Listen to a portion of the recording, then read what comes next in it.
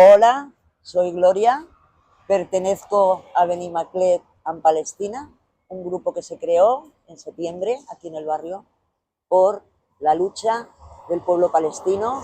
Soy Carlos, decidimos montar el comité de Benimaclet por Palestina porque entendemos que es una lucha que hay que seguir manteniéndola firme, porque entendíamos también que en algunos momentos había desfallecido un poquitín las movilizaciones a nivel general y entendíamos que era nuestra obligación.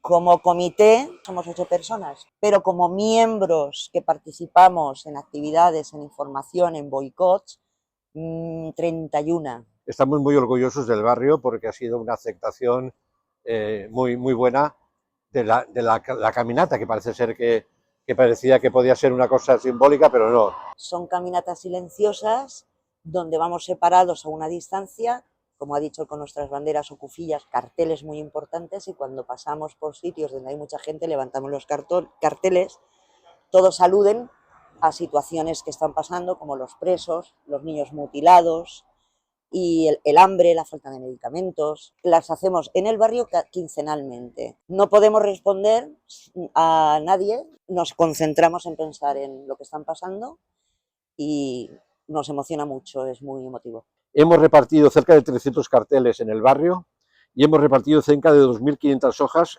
en el mercado de los viernes. Hay gente joven, 18, 19 años, y hay gente mayor.